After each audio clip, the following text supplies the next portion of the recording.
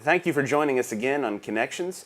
My name is Andrew Phillips. I'm one of the ministers at the Graymere Church of Christ, and we're honored to get to spend time with you regularly to talk about things that are important to us. And some of the issues we've been talking about with Lonnie Jones, who's with us from Huntsville, Alabama, have to do with issues in our families, with raising children, and also issues in ourselves and how we face fear and deal with challenges in life. Lonnie has experience both in youth ministry and in preaching, as well as in being a licensed professional counselor. Does a lot of leadership training and consultation, and so it's been very helpful for us to look through different lenses, whether it was a SWAT team in Huntsville or dealing with a youth group as we face some of these challenges. So I appreciate Lonnie being with us and spending time here. One of the things we've mentioned is you do a lot of work in consultation and helping with youth ministers and youth ministry, and obviously you have a lot of experience in that area. Some who are watching may have children that are teens that are part of a youth group. What typical advice do you give both to youth ministers and to parents to help create a healthy youth ministry? Number one, you've got to realize that youth minister is a supplement to parenting, not a substitute for. Read George Barna's work, read the book Sticky Faith by the Fuller Youth Institute, and you find out that teenagers develop spiritual maturity by being surrounded by a large number of spiritually mature adults. And so just the fact that we've got a youth minister doesn't mean you don't have to be part of the ministry system. Yeah. And so understanding that the youth minister is part of your team, and he can't create a stronger team than you can create at home. And so if you're having some difficulties with spirituality, don't blame your youth minister. Right. You know, that starts at the house. Barna's research says what happens at church, what happens at home, and how influenced a teen is by popular culture determines on whether they develop a lasting faith. We can manipulate two of the three things. We can change what happens at home. We can change what happens at church. We don't really get to vote on how a kid accepts, popular culture. Mm-hmm. And so even for youth ministers looking at their job and sort of facing the overwhelming challenge that it can seem at times to try to help all these teens, how does that principle help them do a better job? What a youth minister needs to try to model is a sense of spiritual self-identity. And you get to define yourself either by this stuff or by the spirit that dwells in you. I like to, and it's technically probably not accurate, but I like to use the phrase, you don't have a soul. You are a soul. Mm-hmm. You have a body. If you treat it the other way around, I'm a body, and you focus on earthly things and physical things, you miss the mark of what you should be focusing on. So if youth ministers can help foster a sense of spiritual self-identity, I came from God, I'm going back to God, this is a temporary phase. It's easy to help young people focus on the things that are really, really important and the things that are everlasting rather than the things that are temporary. Absolutely. And for youth ministers who are involved every day working with teens, I know one of the challenges that can come is just burnout, just being exhausted and really feeling kind of empty and like you don't have as much to offer. What kind of advice do you give to youth ministers or anyone else for that matter who's experiencing that spiritual kind of burnout? Number one, realize that you only are responsible for what you can control. You got to control the controllables. Paul says we're the aroma of Christ. Some people smell a sweet aroma. Some people smell the stench of death. I don't get to choose how you interpret my odor. I've just got to make sure you have an opportunity to smell the aroma. What you do with that is on you. So as a youth minister, you've got to have a quality offering that says, these are the things I want to help develop in young people. I'm going to offer these learning opportunities. I'm going to offer these experiences. What a child does with those, that rests on the child and on the family of origin. It's almost like, I can't say this is going to be quality time for you. I just got an offer and experience, and you decide whether you enjoyed it or whether you didn't. Mm-hmm. And that has a lot to do with individual attitude. Does that make sense? Yeah, absolutely. That it's easy for us to want to take responsibility for things we can't control because we've invested so much time in it. We feel like, hey, I should be able to control the outcome. And the bottom line is you're responsible for what you can control. If I could make you, if I had the Jedi mind powers to make you fail, I can make you succeed. Mm-hmm. If I can make you drink, I can make you sober. If I can make you cheat, I can make you faithful. If I can make you leave the church, I can make you attend every Sunday. If I could make you kill yourself, I can make you stay alive. and we get that interpretation error of somehow this result is my fault. Yeah. And really, people get to choose how they interpret experiences. And we blame ourselves a lot of times for other people's outcomes when it's like packing somebody a lunch. I provided you a nutritious lunch. You can throw it away, you can trade it for pizza, or you can choose to eat it. That's on you. I provide it. What you do with it, once I provide it, it's left in my control. Yeah, that is very important, and it kind of leads us into a discussion not just from youth ministers, but from a parenting perspective and a family perspective. We live in a culture that has a lot of definite ideas about what families should do, what they shouldn't do, how life is kind of supposed to be like at home, but not all of those are healthy. And so what are some things that you've seen both in counseling and youth ministry that are sort of cultural trends that aren't healthy that we need to make sure we're standing against or resisting that? I think number one, making the child the center of the home.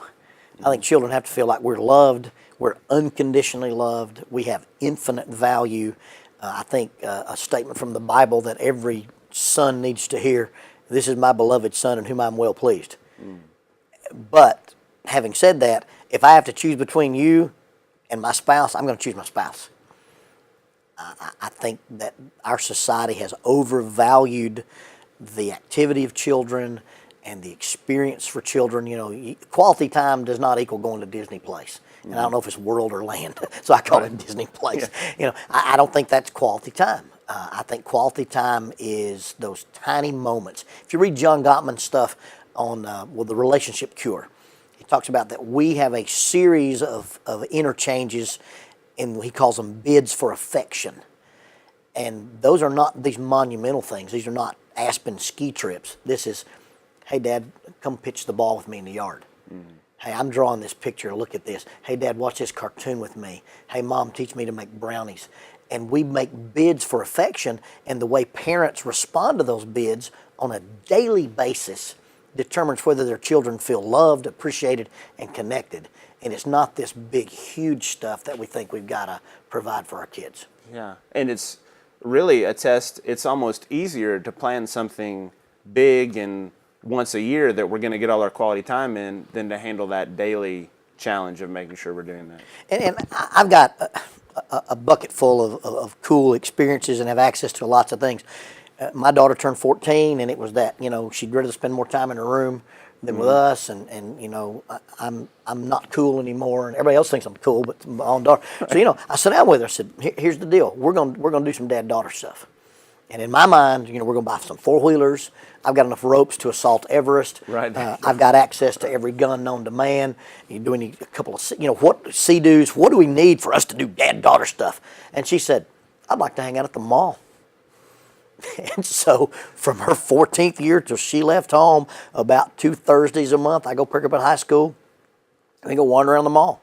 Pay $10 for coffee. And, you know, I know what Vera Bradley is and what Charmin Charlie's is. And, I know that Louis Vuitton shoes have red soles.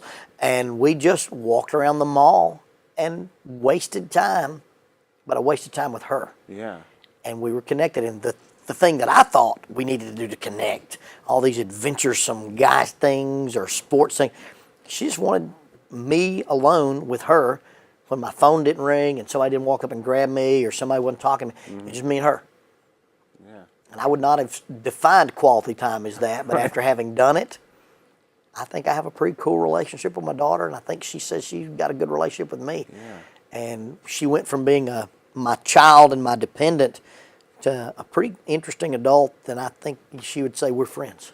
That's awesome. And that's so powerful because many times what we would be excited about as quality time is not what the child wants. Absolutely. And letting them direct that is a big step. And I'm sure you got an education too. Oh, like yeah. I got a good education.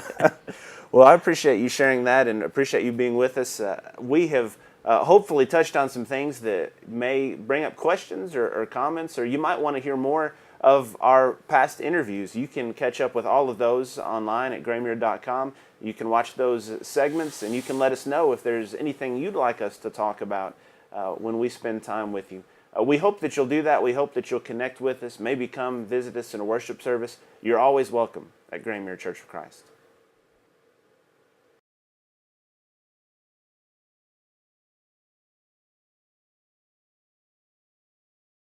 Thank you for being with us on Connections. Jonathan Winchester is here, and we've been having some conversations about the area where Jonathan works. He's our missions minister here at Graymere, and he's got the opportunity throughout the years to go to a lot of different places and to spend time in a lot of different cultures.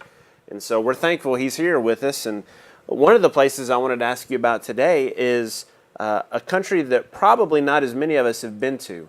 Some of us may have been to Central America or even South America or Europe, but not many of us maybe have ventured to India. And for years, Graymere has supported a lot of congregations in India. So what can you tell us about the culture that you've learned in your time in India and kind of what principles you've been able to pull out of that? Well, I'll be the first to admit that I have not mastered India. I've been going to India for about 5 years, and I have a world of things to learn. But there's some things I've noticed about India. On my very first trip, I noticed that everybody's in a hurry.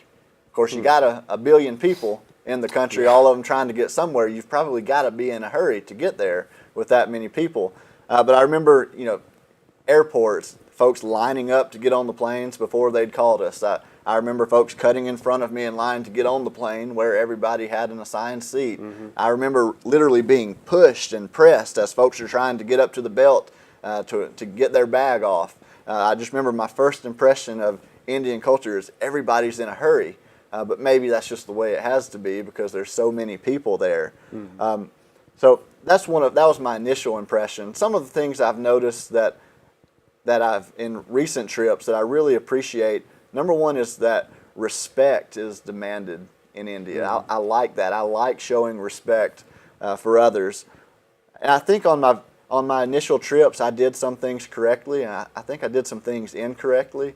On my first trip, I remember they had these little three-wheeler motor rickshaw type taxis, and I just thought, well, that'll be an easy way to get around. So I took those little taxis everywhere I was going, and I had Indian brethren telling me they appreciated that I used the same transportation that they used. Mm-hmm. And they had said that they were accustomed to, usually the American missionaries would come in and rent the big SUVs that were too big for their streets, and so they appreciated that I was fitting into their culture. I remember I bought a book so that I could learn the Tamil language, and they appreciated that. Said they hadn't seen anyone try to learn their language. Of course, I'll admit I gave that up once I realized that every state in India has a different language. Oh, wow. And realized I better just stick to English as the medium. But I did some things correctly in their culture. I remember on my first trip, I was invited to a housewarming party. It was a family that had just completed constructing their home. Mm-hmm. They invited a couple hundred people and prepared lunch for them, and someone I was with was the guest speaker, so I was just there by association. But I remember they brought out a leaf, basically, and sat it in front of me, and then they brought some rice and some bread, and then they brought some sort of liquid that was just boiling hot and poured it on top of all of it. And they generally eat with their hands in India. And I remember thinking, okay, I'm processing this of, well, how am I going to attack this? And I wasn't rejecting it, but I was kind of figuring out, how do I eat this without burning my hands? Right. And as I'm sitting here thinking about this, a neighbor who was there who was not a Christian, just apparently was zeroing in on me and why I was not eating. He thought I was being disrespectful and rejecting the food. So he gets up and comes and questions me, why are you not eating this food? This is not a wealthy family. They're giving all they've got to feed you. Mm-hmm. And of course, luckily, some other folks that were with me let him know that I was not being disrespectful. I'm just trying to process the situation. So respect is demanded in everything you do, and that's a good thing. Because really that ought to be something that we're all trying to do to everybody that we encounter. I think leadership is an important thing in India. I've been impressed with leadership, the church leadership. They can, talking about church leaders, the preachers that I'm working with, they can come up with ministry ideas on their own. They can implement and execute on their own. They're not necessarily looking to the American supporters to tell them what to do. Mm-hmm. And that's to our advantage, that aspect of their culture, because we're so far away, we don't need to be trying to tell them what to do and how to do every single little thing. Yeah, absolutely. And you think about the culture clash that occurs whenever you go somewhere, but you mentioned sort of trying to process everything that was happening. What do Americans need to remember when dealing with those from that Indian culture, at least in your experience? Well, when I'm interacting with folks in India, one principle that, whether it's India or any country in the world, one principle that has always been good for me, you might remember in the book of Genesis when Jacob, he's sending his boys down to Egypt, and they're going to talk to Joseph, and he's giving them all these different gifts to take to Joseph. And in that passage he says, and take a little honey with you. You know, honey's sweet, that's going to get a favorable response. And I've always thought, and when we're communicating with folks that are not familiar with us, take a little honey with you. Put a little honey in your speech. You know, don't focus on the negative things. Be positive, be encouraging. And I find in mission work and cross-cultural mission work that when I'm interacting with others, I need to be positive in all that I do. Take a little honey with me, and folks are going to receive that well. In American culture, sometimes we might say, well, I'm sorry. I'm going to have to start over. I'm sorry, guys. Just start your sentence over. Just start your sentence over. Okay. In American cultures, we may say, sorry. We're just going to keep rolling. You just take as much time as Okay. you need and I'll cut it. In American culture, we may say that we need to praise publicly, but do the correcting privately. Mm-hmm. Well, that's the same when you're dealing with folks in other cultures. Make sure that you've got a little honey in your speech. Make sure that you're positive when you encourage them, when you talk with them, and you're going to get a good response from folks. In India, in specific, I'll say there's some things I've not done well with. Nonverbal gestures are a very difficult thing to understand in India. In American culture, if you ask a yes or no question, an up and down nod means yes, and a side to side nod means no. But in India, I noticed right off, I would ask a yes or no question, and the answer was a gesture that I didn't comprehend. Yeah. Sometimes that means yes, sometimes it means no, and they understand it, but I didn't. The fact that they have such good leadership skills really helps us, that we don't necessarily have to make small decisions on the different works that we're involved with. At Graymere, we're trying to plant a church that can plant a church that can plant a church. Well, it's a little more difficult to be such involved with a specific location in India, with a specific church, because we're so far away. We work primarily with the National Bible College in India and training men so that then they can go out. They come from other countries as well as within India, and they can go out to all these different locations and then plant churches that hopefully can plant churches that can plant churches. And that seems to still fall within our philosophy and allow us to be able to reach such a place so far away.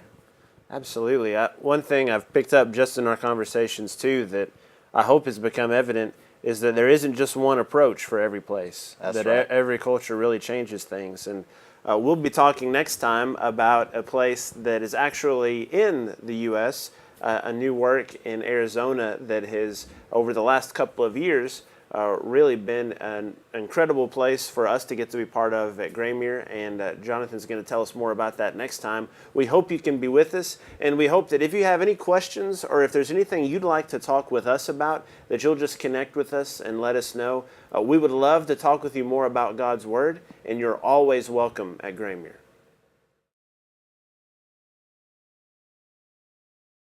There's something special about a certain place, a certain area, the actual geographical location where things happen. Whether it's the home of your childhood or driving through the parking lot of your old high school, there's something about place that's powerful. And we've been spending some time looking at places where Jesus walked, walking where he walked through his ministry. And we come to one of these places that's not just seen in Jesus' life, but that's also seen all throughout Scripture. It actually has its beginning at the very top of a mountain. Mount Hermon has a snow-capped top, and then at the base of that mountain, as the snow and ice melt and runs down the side, you have 4 rivers that flow together and they begin what becomes the Jordan River.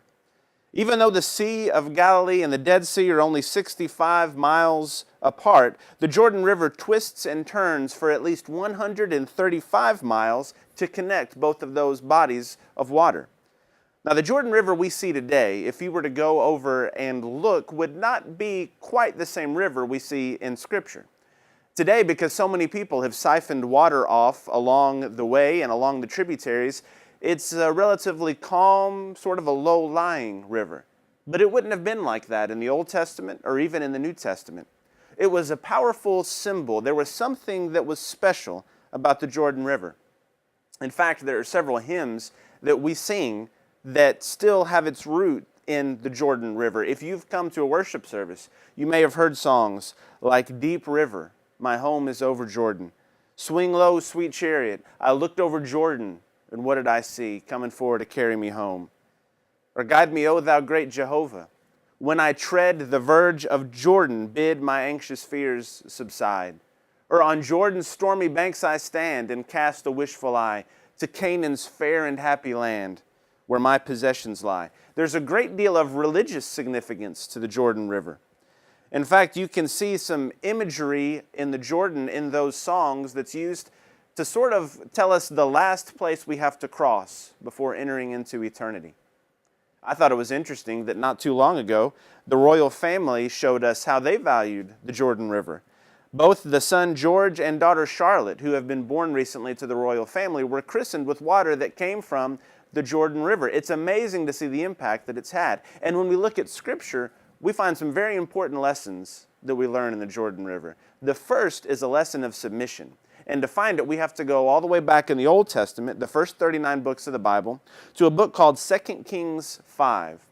And we're introduced in 2 Kings chapter 5 to a man named Naaman, who is a powerful army commander. He's someone who seems to have everything going for him, but as the chapter unfolds, we find out that he has leprosy.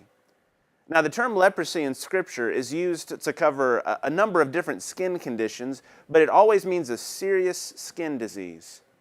And so he has all these great things happening, but he's dealing with this serious skin disease, and he has a servant, a maid servant that was taken from Israel, and she starts talking to him about a prophet that lives there that could help him. And you get the sense that he's almost desperate to find a way to get this cure. You can imagine someone today who had cancer looking for every conceivable place that there could be a cure. And so Naaman addresses this the way he addresses every situation. He decides to go in. He goes directly to the king because that's how he's used to things running. The king is worried because he says, I don't know how to cure this. The king starts to weep. He thinks Naaman's looking for a reason to go to war. Then finally, the prophet Elisha hears about it. And notice what happens when Naaman goes to Elisha in 2 Kings 5, beginning in verse 9. So Naaman came with his horses and his chariots and stood at the doorway of the house of Elisha. Elisha sent a messenger to him, saying, Go and wash in the Jordan 7 times, and your flesh will be restored to you, and you will be clean. But Naaman was furious and went away and said, Behold, I thought he will surely come out to me and stand and call on the name of the Lord his God and wave his hand over the place and cure the leper. Are not Abana and Pharpar, the rivers of Damascus, better than all the waters of Israel? Could I not wash in them and be clean? So he turned away and went in a rage. Now that might seem strange to us, but we can imagine that Naaman would have been very disrespected by the fact that a commander who is used to having audience with very powerful people couldn't even get a prophet of God to come out to him. He tells him to wash in the Jordan River. One thing you'll notice when you go to the Jordan River today is it's not the clearest river there is. It's not the cleanest. And so Naaman can immediately think of other rivers that would be better to wash in. Why should he have to go to this lowly river in Israel, the Jordan, and wash? And he's furious. But notice what happens next. His servants came near in verse 13, and they say, My father, had the prophet told you to do some great thing, would you not have done it? How much more then when he says to you, Wash and be clean? Now, depending on the translation there, the way in which the servants speak to Naaman varies, but the overall point is the same. This isn't that big a challenge. Why not just do what he says, to wash and be clean? Naaman had to learn how to submit.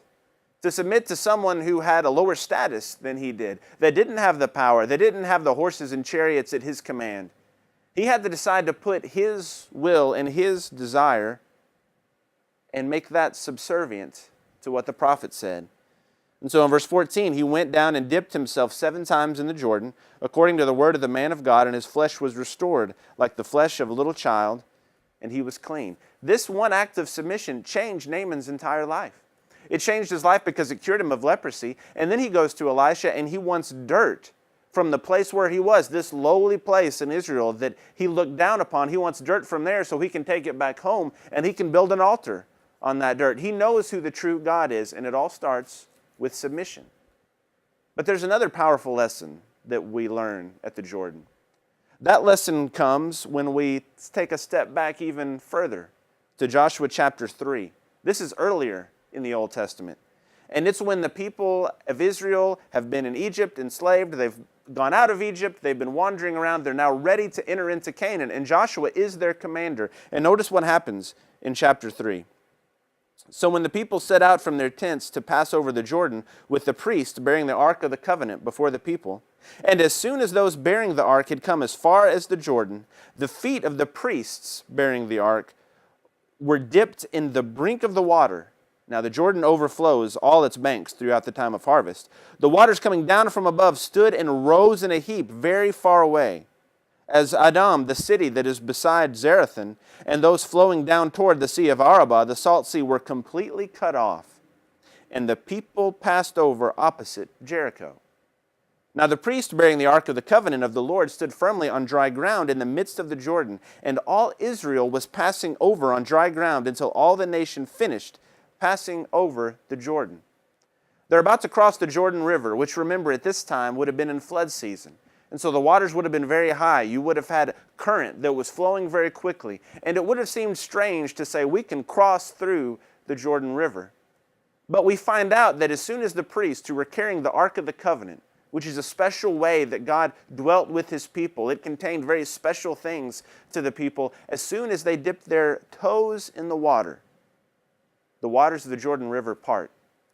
You see, the Red Sea had been parted as they left Egypt. Now as they're entering the Promised Land, the waters of the Jordan are parted. It's a message that we get from the Jordan of deliverance. Now deliverance looked unlikely. Can you imagine the people as they're approaching the river saying, how are we going to get across this? Doesn't Joshua know it's flood season? Doesn't he know that it overflows every time this year, at this season, in this time of year? And yet, when they were willing to step out, God stepped in. And he parted the waters and allowed them to cross. And as long as they were standing there, they were standing on dry ground as all the people crossed while the priests are holding the Ark of the Covenant.